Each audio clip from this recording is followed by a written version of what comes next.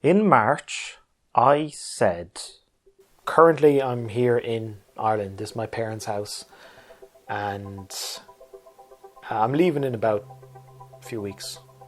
I'm sure we all had plans this year which fell to pieces.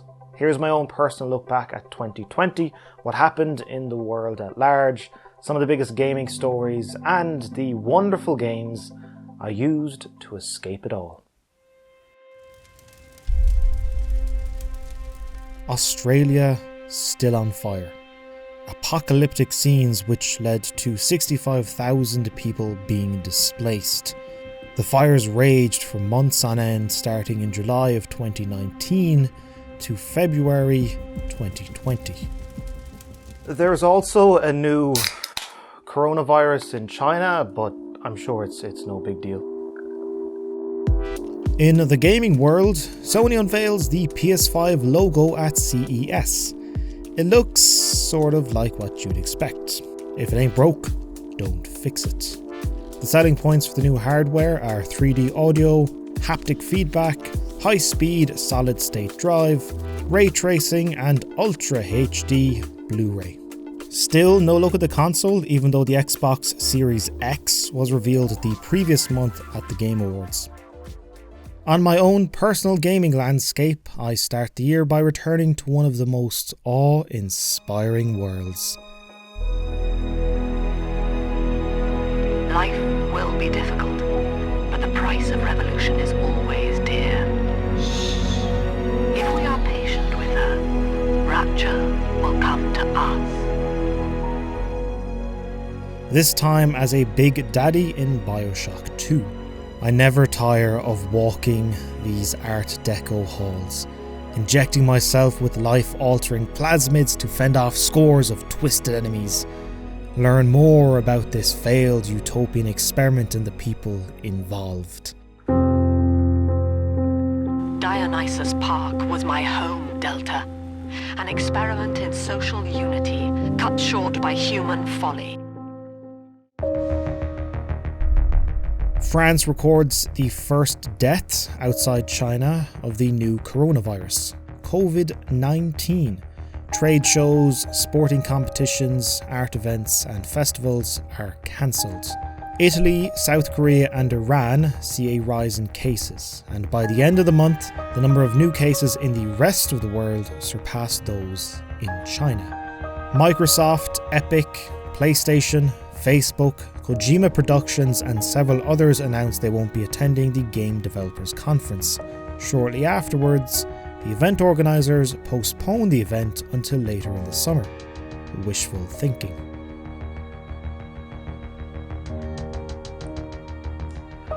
My father tells me to hold off booking my flight to Central Europe.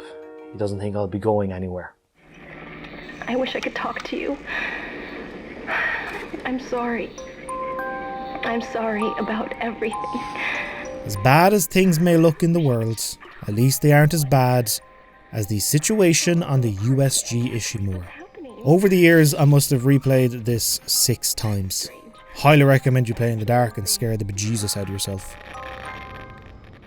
By this point, the only news that matters is COVID. Inescapable. Social plans cancelled. My own move cancelled. Instead, I'll be hunkering down in my parents' house for a good while longer. A real good while longer.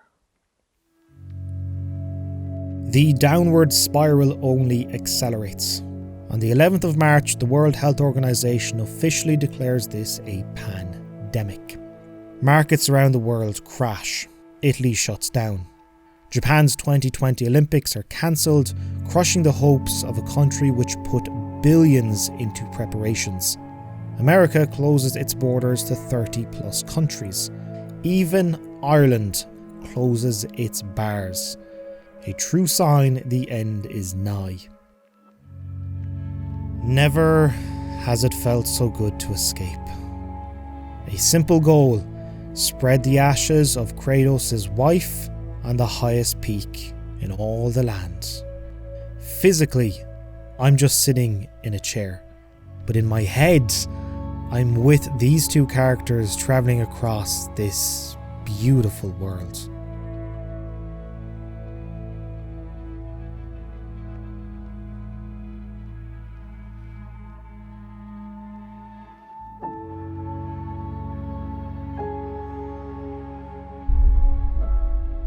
The PS5's controller is real and called the DualSense, whose two biggest features are haptic feedback and adaptive triggers.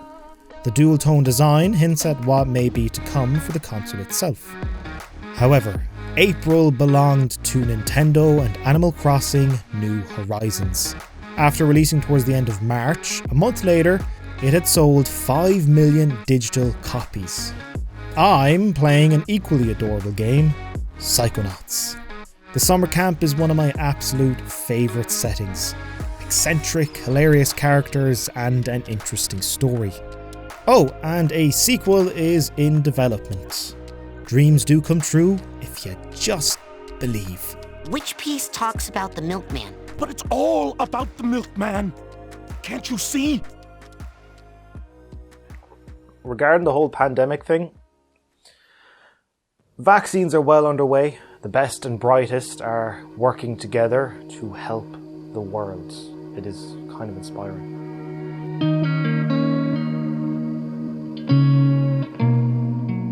It's getting warmer. Sunshine is now common, almost expected. Cast aside the heavy jackets, scarves and extra layers, it's 20 degrees in Ireland. There are a handful of times in the year when I think there is no place in the world I'd rather be than the Emerald Isle.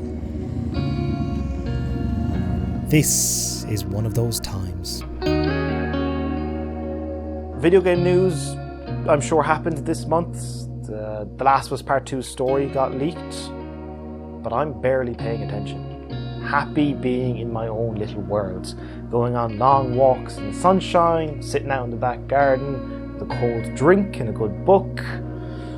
Content. Resident Evil.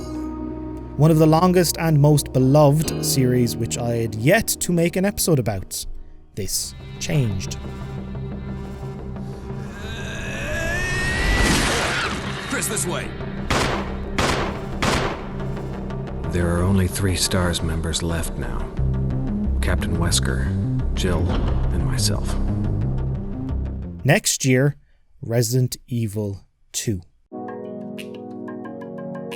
The Last of Us Part 2 is released after a delay. Sells an awful lot of copies. Looking forward to playing it next month.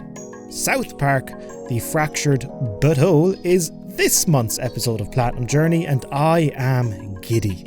This town and its people are a joy to be around.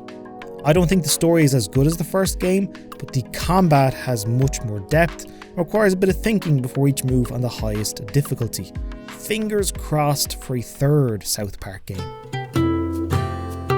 Remember when Morgan Freeman was God? Oh yeah, I know that. Remember when Superman movies weren't so depressing? Oh yeah, I remember. Oh, I remember. Remember when Batman's batsuit had nipples? Of course I remember, but I wish I didn't remember. I have a new Naughty Dog game to play, and it is Bleak. Just what I needed in the middle of a pandemic. Handy enough platinum, but I can't quite decide if I like the story or not. Takes chances. Good. Do the chances pay off?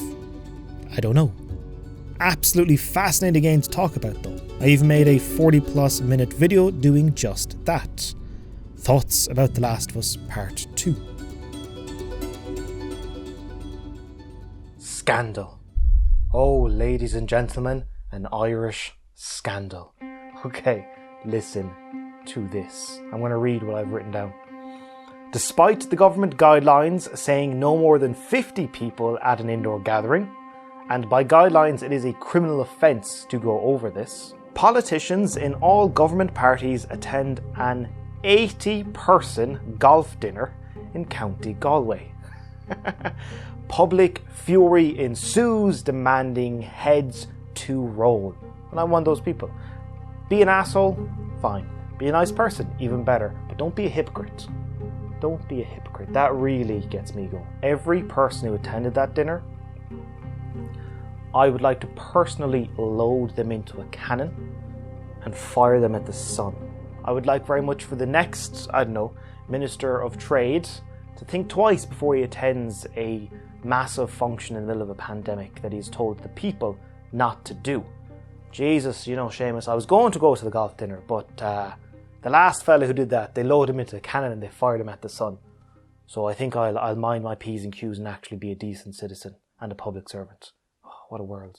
What a world.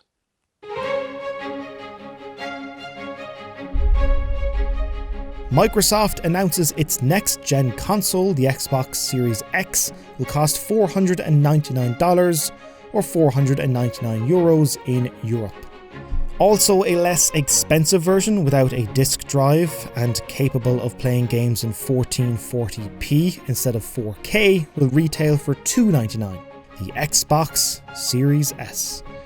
Microsoft isn't finished with big announcements though. In one of the largest acquisitions in entertainment history, $7.5 billion, Microsoft enters into an agreement to acquire ZeniMax Media, parent company of Bethesda Softworks.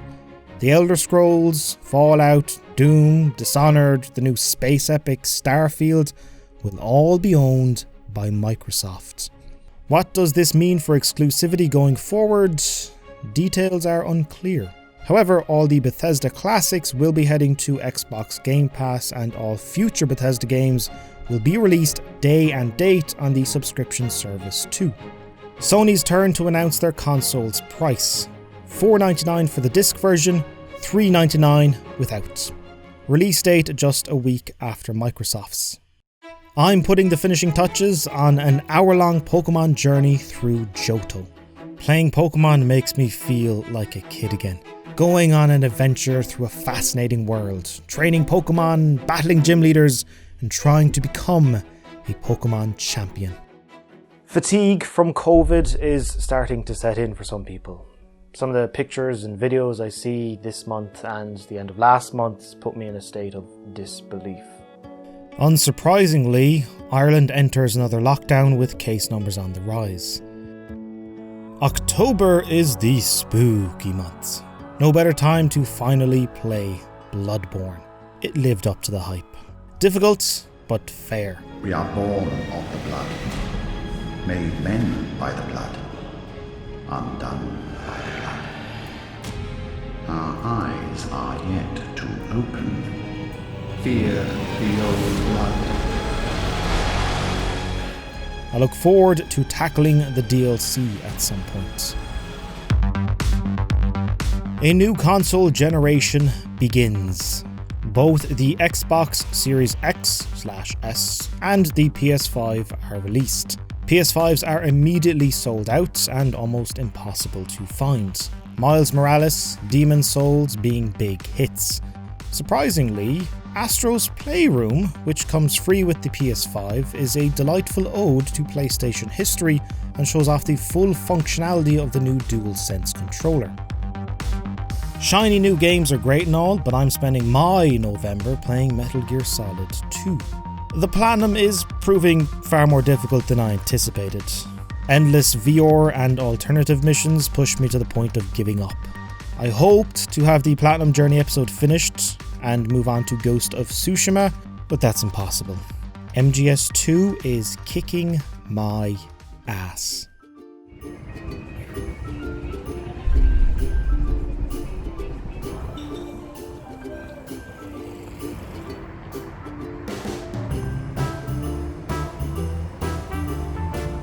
Crisp nighttime air.